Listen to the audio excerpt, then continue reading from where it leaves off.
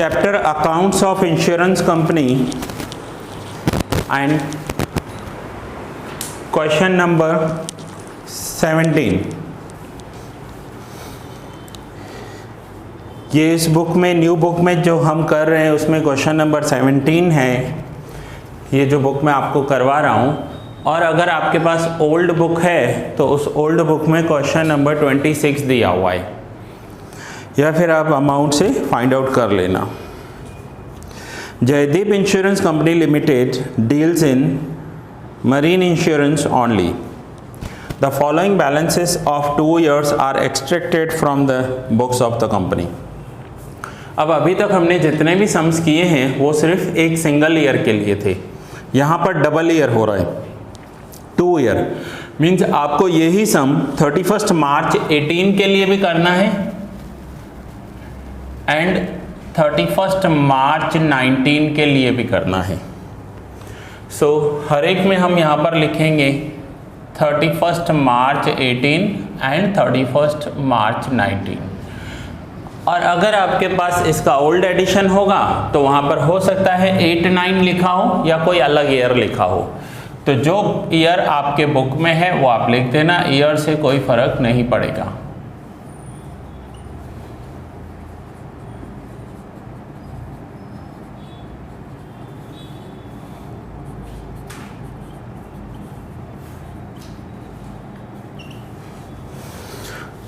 सबसे पहले other information means नीचे एडजस्टमेंट्स देखते हैं क्या दिया हुआ है। The amount of estimated liability in respect of outstanding claim as at 31 March 17, 18 and 19 17,000, 20,000 and 15,000। अब ये मैं इंफॉर्मेशन यहाँ लिख रहा हूँ ताकि मैं आपको एक्सप्लेन कर पाऊँ। 31 मार्च 17 का आउटस्टैंडिंग क्लेम है, 31 मार्च 18 का है एंड 31 मार्च 19 का है। तो पहले अमाउंट लिख लेते हैं, 17,000, 20,000 एंड 15,000। अब अगर हम क्लेम में 18 की बात कर रहे हैं, अगर हम 18 ईयर के लिए कर रहे हैं, मीन समझो अभी 19 आया ही नहीं है, 18 ईयर के लिए कर रहे हैं, तो 18 ईयर हमारा करंट ईयर हो जाएगा और 17 ईयर हमारा प्रीवियस ईयर हो जाएगा। तो 18 करंट ईयर है और 17 प्रीवियस ईयर है, तो करंट ईयर का आउटस्टैंडिंग प्लस करते हैं। तो यहाँ पर जाएंगे claims paid outstanding of current year, तो 18 के लिए करंट ईयर कितना हो जाएगा, 20,000। क्लियर हुआ। अब इसमें से माइनस करते हैं आउटस्टैंडिंग ऑफ प्रीवियस ईयर। तो अगर हम 18 के बारे में सोच रहे हैं तो प्रीवियस ईयर कौन सा हो जाएगा, 17। तो 17 का यहाँ पर प्रीवियस ईयर का माइनस करेंगे। सो 20,000 outstanding of current year and previous year minus हो गया। ओके। अब जब हम 19 की बात कर रहे हैं तो 19 ईयर का जब हम करेंगे तो 19 ईयर करंट ईयर हो जाएगा। तो 19 वाले ईयर में आउटस्टैंडिंग ऑफ करंट ईयर 15,000 लिखेंगे। अब 19 करंट ईयर है तो प्रीवियस ईयर कौन सा हो जाएगा, 18। तो 19 वाले ईयर में प्रीवियस ईयर में 18 वाला अमाउंट लिखेंगे, 20,000। फिर से एक बार ये पॉइंट देख लो और रीड कर लो, देखो समझ में आई।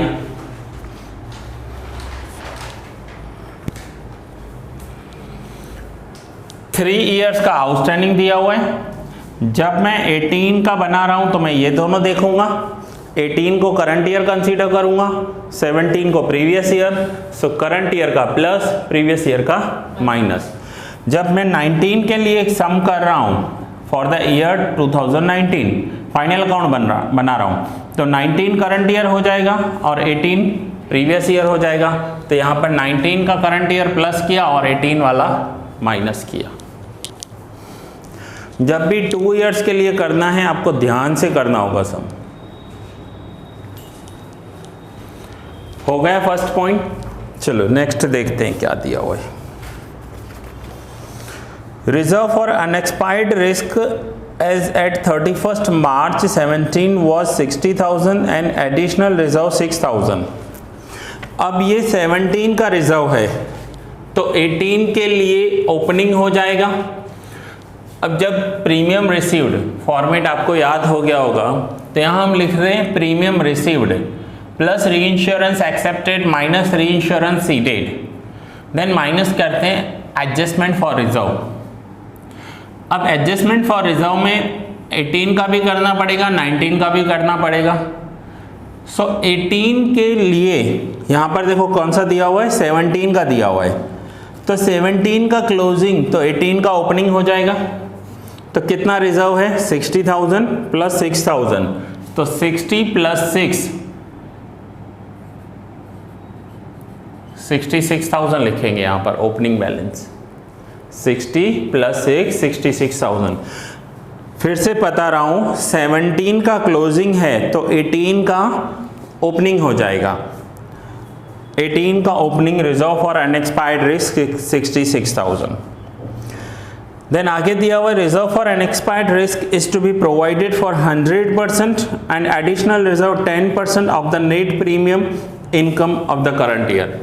अब करंट ईयर में 18 में जो भी नेट प्रीमियम होगी उसका 100% एंड 10% ये लेने हैं, लेकिन उसके लिए सारे नंबर्स चाहिए तो ये तो लास्ट में होगा। From the above particular prepare revenue account. अब एडजस्टमेंट में जो पॉइंट दिए हुए थे वो हमने कर लिए, लास्ट थर्ड पॉइंट बाकी है, उसे तो लास्ट में ही किया जा सकता है। अब आराम से एक एक पॉइंट देखेंगी और कहाँ पर आएगी उसे भी समझेंगे। फर्स्ट दिया हुआ है क्लेम्स पेड 58,000 एंड 63,000, तो claims paid schedule number 2 current year अगर हम 18 काउंट कर रहे हैं तो करंट ईयर में है 58,000 एंड 19 में है तो 63,000 क्लेम्स पेड। हर एक के शेड्यूल बने हुए हैं। Then recovery of reinsurance, recovery of reinsurance कहां पर लिखेंगे मुझे बताओ।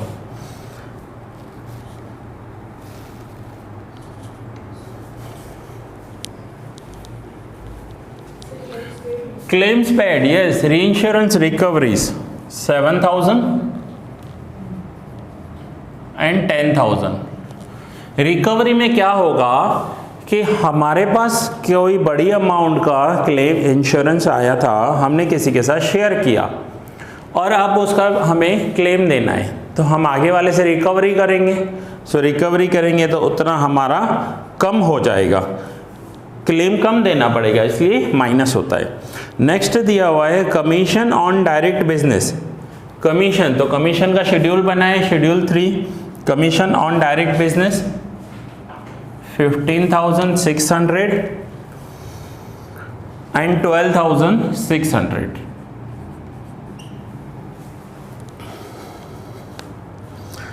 Next is premium received 3,25,000 and 3,70,000, तो ये शेड्यूल 1 में आता है। Premium received 3,25,000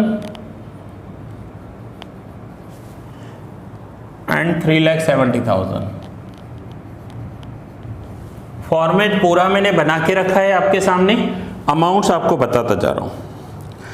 now claims paid on reinsurance accepted, तो क्लेम्स वाला शेड्यूल देखो कहाँ है, शेड्यूल नंबर 2 है। री इंश्योरेंस एक्सेप्टेड, किसी और के साथ बड़ा क्लेम आया है, उसने हमारे साथ शेयर किया है और अब हमें वहाँ क्लेम देना है। So claims paid on reinsurance accepted 6,500 and 7,500। Commission on reinsurance accepted, तो कमीशन में जाएंगे, कमीशन के शेड्यूल में री इंश्योरेंस एक्सेप्टेड प्लस करेंगे 2,500 and 3,500। Premium on reinsurance accepted, so premium के शेड्यूल में जाएंगे, schedule 1 premium, premium on reinsurance accepted 37,000 and 48,000। commission on reinsurance ceded. So commission schedule number 3, reinsurance ceded 3500 and 3300. अलग अलग 2 years के लिए करना है, समझो अमाउंट्स खाली अलग अलग 2 ईयर्स के दिए हुए, सम तो वो ऐसा ही सेम होगा। Next is premium on reinsurance seeded. So premium वाले शेड्यूल में जाएंगे, रीइंश्योरेंस सीडेड माइनस करेंगे 30,000 एंड 55,000। इसलिए मैं स्टूडेंट्स को फॉर्मेट सबसे पहले याद करवा देता हूँ। अगर फॉर्मेट याद होगा तो ये इजी हो जाएगा। बाकी एग्ज़ाम के दिन नाइट करोगे और सोचोगे कि फॉर्मेट याद करेंगे तो ऐसा कुछ भी नहीं होता है। इट विल बी बेटर कि पहले फॉर्मेट याद कर लो और फिर सम करो, तो आपका फॉर्मेट जो है वो परफेक्ट होता जाएगा। Next is staff salaries. Staff salaries operating expense में आते हैं। सो operating expense schedule number 4, salaries 32,000 and 42,000। Depreciation on fixed assets, ये अदर एक्सपेंसेस में आते हैं, और अदर एक्सपेंस रेवेन्यू अकाउंट में पहले इनकम में premium received and other incomes, expenses में शेड्यूल 2, 3, 4 एंड अदर एक्सपेंसेस में आएगा depreciation on assets 5500 and 7200। Audit fees operating expense में आता है। जो सीए होता है चार्टर्ड अकाउंटेंट, उसको जो फीस दी जाती है that is called audit fees. Operating expense 2600 and 2500। Then legal expense regarding claim के रिगार्डिंग अगर कोई लीगल एक्सपेंस है तो वो क्लेम में ही ऐड होते हैं। लीगल एक्सपेंस किसे कहते हैं? समझो कि किसी क्लाइंट ने हमसे कार का इंश्योरेंस करवाया था और उसकी कार का एक्सीडेंट हो गया। वो बोल रहा है कि उसे 1 लाख रुपीस मिलना चाहिए, हम बोल रहे हैं 50,000 मिलना चाहिए। सो डिस्प्यूट हो रहा है रूल्स में, तो कोर्ट में गए, तो वो भी अपने एडवोकेट को लेकर आया, हमें भी एडवोकेट अपॉइंट करना पड़ा। सो उस एडवोकेट को जो फीस देंगे that is our legal expense. और लीगल एक्सपेंस रिगार्डिंग क्लेम है तो क्लेम में ऐड करेंगे। अमाउंट कितना है? 2200 एंड 1800।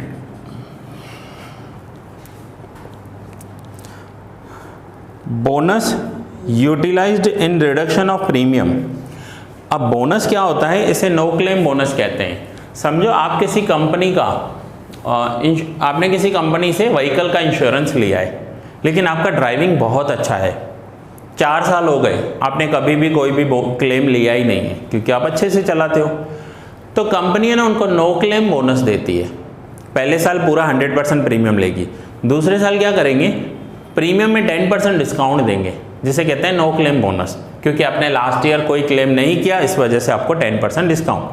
फिर सेकंड ईयर 20% डिस्काउंट करते हैं, थर्ड ईयर 30% डिस्काउंट, आपने 4-5 साल कंटिन्यूस किया तो आपका 50% डिस्काउंट, क्योंकि आप क्लेम ही नहीं कर रहे हो, आप इंश्योरेंस करवा रहे हो, क्योंकि ये गवर्नमेंट का रूल है। विदाउट इंश्योरेंस व्हीकल ड्राइव नहीं कर सकते, उस व्हीकल का इंश्योरेंस होना चाहिए, बट आप क्लेम भी तो नहीं कर रहे हो तो आपको बोनस मिलता है। तो उस बोनस को कहते हैं नो क्लेम बोनस। क्लियर हो गया? तो नो क्लेम बोनस जो होता है वो अदर एक्सपेंसेस में आता है 6000, एक ही ईयर के लिए दिया हुआ है, ठीक है। Stationery and printing operating expense में आएगा 5300 and 6800।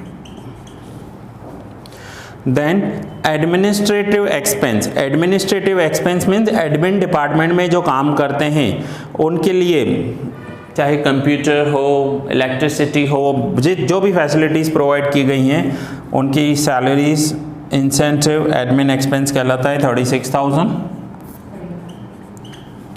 And 30,000। Bad debts 1200 and 800, so other expenses में आता है 1200 and 800। Profit on sale of motor car, company के पास एक कार थी, वो सेल किया है, उस पर प्रॉफिट हो गया, तो ये जो प्रॉफिट होगा ये अदर इनकम में आएगी। तो अदर इनकम में हम लिखेंगे profit on car. Other income इसलिए क्योंकि बिजनेस की इनकम अलग होती है, ये तो कभी कभार हो गई कि चलो कार को सेल किया प्रॉफिट हो गया। एंड सामने loss on sale of furniture हुआ है, तो वो other expense, loss on sale of furniture 6000।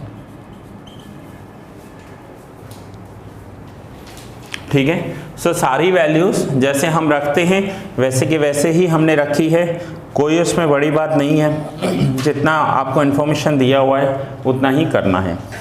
अब हम एक एक करके सारे शेड्यूल्स को क्लोज करेंगे। ठीक है,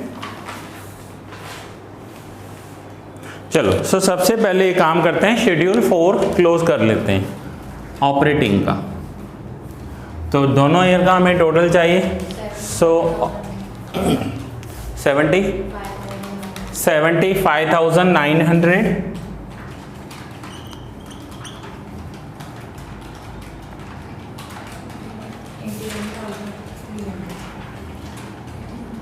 81,300।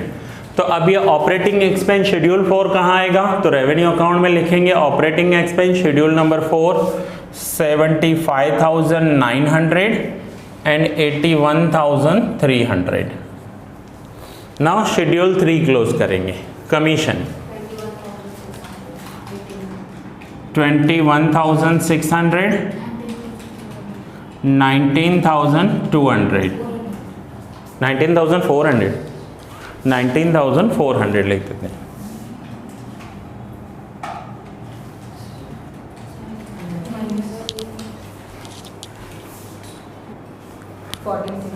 नो डाउट, फिर से देख लेते हैं एक बार टोटल्स, फिर से बताओ मुझे। तो पहले देखेंगे 14,600 प्लस और माइनस का ध्यान रखना 12,800। सो 14,000 कमीशन, तो यहाँ पर लिखेंगे रेवेन्यू अकाउंट में शेड्यूल 3 कमीशन 14,600 एंड 12,800। अब कमीशन के बाद हम यहाँ पर आएंगे क्लेम्स पेड। तो क्लेम्स पेड में काम करो, पहले इन तीनों का टोटल बताओ मुझे।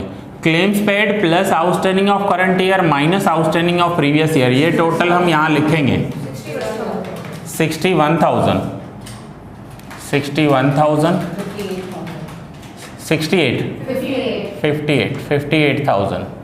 ठीक है, ये लिख दिया। अब टोटल करो फाइनल।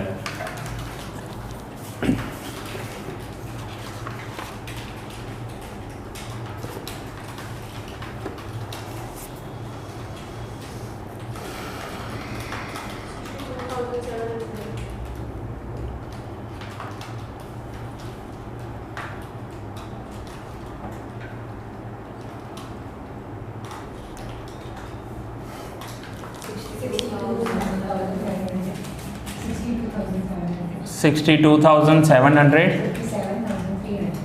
57,300। सो अब यहाँ पर लिखेंगे claim paid schedule number 2 62,700 and 57,300। So claims हो गए। अब आते हैं मेन जो प्रीमियम रिसीव्ड है। सो प्रीमियम रिसीव्ड में पहले 18 का कर लेते हैं। 18 का टोटल देखो कितना आ रहा है,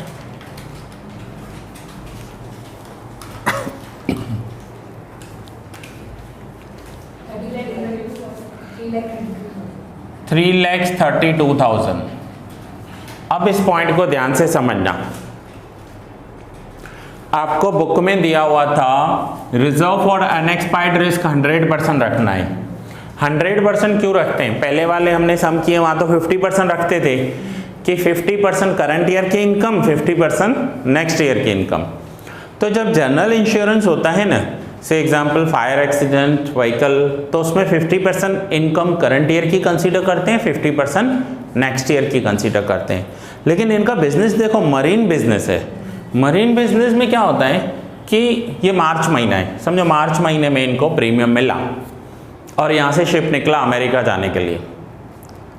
अब बीच में कभी भी एक दिन में क्या, एक घंटे में कुछ भी हो जाएगा, पता नहीं चलेगा, क्योंकि ये शिप महीना 2 महीने 3 महीने पानी में होता है। कहाँ एटमॉस्फेयर चेंज हो जाए, कोई साइक्लोन आ जाए, तूफान आ जाए। तो ये लोग क्या करते हैं, जब तक शिप पहुंचा नहीं ना तब तक ये हमारी इनकम नहीं है। जिस दिन शिप वहां सक्सेसफुली पहुंच जाएगा ना उसमें इनकम कंसीडर करेंगे। तो ये अपना 100% अनएक्सपायर्ड रिस्क काउंट करते हैं, 3,32,000 100%। तो वो आपको दिया हुआ है बुक में कि 100% अनएक्सपायर्ड रिस्क कैलकुलेट करना है। जो मैंने आपको बताया ना कि एडजस्टमेंट बाद में करेंगे, दैट इज 100% अनएक्सपायर्ड रिस्क। सो 3,32,000 पूरा का पूरा रिस्क है, प्लस इसका 10% जो है एडिशनल रिजर्व रखना है। एडिशनल रिजर्व क्यों? क्योंकि ये जब क्लेम आता है तो इस क्लेम पर एक्सपर्ट टीम काम करती है, उस एक्सपर्ट टीम के भी तो एक्सपेंडिचर्स होंगे, तो 10% उसका भी कैलकुलेट करना होगा। सो 33,200। अब इन दोनों को ऐड करना है, पहले इन दोनों का मुझे टोटल बताओगे। 3,65,200, जिसमें से ओपनिंग बैलेंस ऑलरेडी पड़ा था 66,000 जो हम माइनस करेंगे, 2,99,200। और ये पूरा का पूरा क्या करना होता है, देखो यहाँ क्या लिखा हुआ है, लेस। तो 3,32,000 में से 2,99,200 माइनस करोगे 32,800। तो ये हो जाएगा फॉर द ईयर 18 32,800। और ये कहाँ से आया, शेड्यूल 1 प्रीमियम रिसीव्ड। तो रेवेन्यू अकाउंट में शेड्यूल 1 प्रीमियम रिसीव्ड लिखेंगे 32,800। देखो आपको ये चैप्टर कुछ कुछ फाइनल अकाउंट जैसा लगेगा और है भी फाइनल अकाउंट ही। ये पूरे साल के at the end of the year जो करते हैं ना वो है फाइनल अकाउंट। अब ये पूरा हमने 18 के लिए किया। अब ये देखिए यहाँ मैंने 19 लिखा है। अब यही काम 19 के लिए करना है पूरा, ठीक है। अब आप क्या करोगे, पहले 19 के प्रीमियम रिसीव्ड का टोटल करो, 3 लाख इसका टोटल 3,63,000।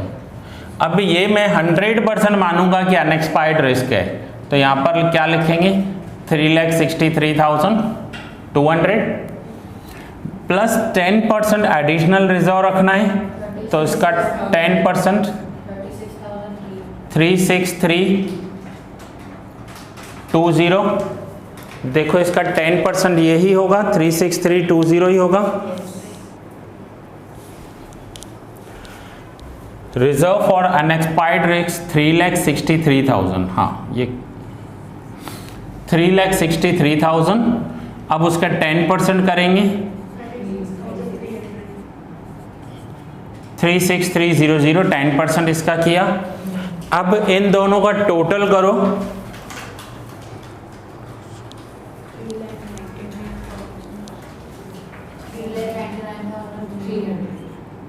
3,99,300 माइनस करते हैं ओपनिंग बैलेंस। अब अगर 19 का क्लोजिंग है तो ओपनिंग कौन सा हो जाएगा, 18 का।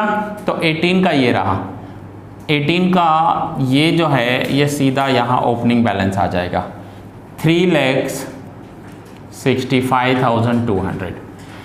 सो 19 का हम सम कर रहे हैं, तो जो 18 के नंबर्स होंगे वो ओपनिंग बैलेंस हो जाएगा।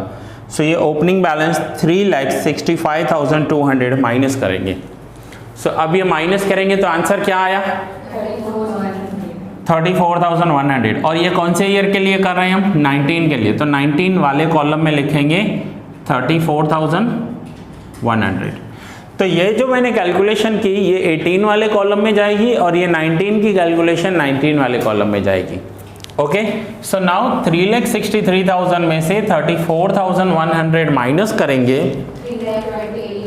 तो हमें पता चलेगा कि प्रीमियम कितना रिसीव्ड हुआ है, 3,28,900।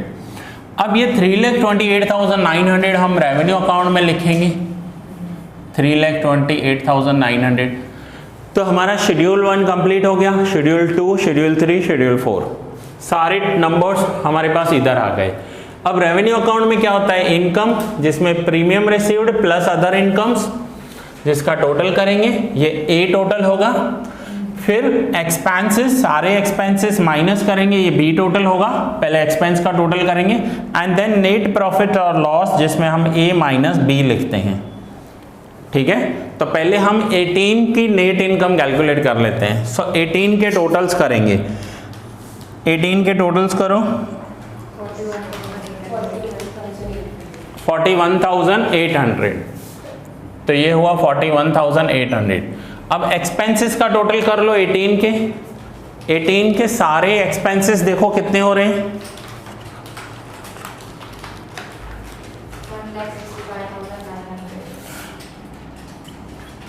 1,65,900।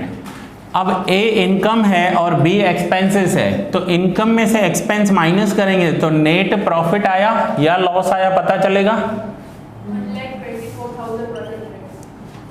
1,24,100। और माइनस में आंसर आ रहा है क्योंकि यहाँ 41,800 इनकम है और 1,65,900 एक्सपेंस है। सो इनकम में से एक्सपेंस माइनस करेंगे तो ये नेगेटिव आंसर आया, नेगेटिव आंसर आया, इसका मतलब लॉस हुआ है कंपनी को। अब यही हम 19 के लिए करेंगे, तो 19 में यहाँ पर इनकम तो सेम रहेगी 3,28,900, क्योंकि अदर इनकम तो है ही नहीं यहाँ। अब एक्सपेंसेस का टोटल करो, 1,65,400। नाउ 3,28,900 की इनकम, जिसमें से 1,65,400 का एक्सपेंस है, तो हमें नेट पता चलेगा कि कितना प्रॉफिट हुआ है, 1,63,500। ओके, सो नाउ ये मैं हटा देता हूँ, जो मैंने आपको एक्सप्लेन किया था पहले, ज़रूरत नहीं थी इसकी। सो ये आपका फाइनल सम है पूरा, जो हमने 2 अलग अलग ईयर्स के लिए किया है। ठीक है, क्लियर हुआ? यहाँ तक कोई डाउट है? नो। ठीक है, सो ये लेक्चर मैं यहाँ ही कंप्लीट कर रहा हूँ, नेक्स्ट लेक्चर में कंटिन्यू करेंगे।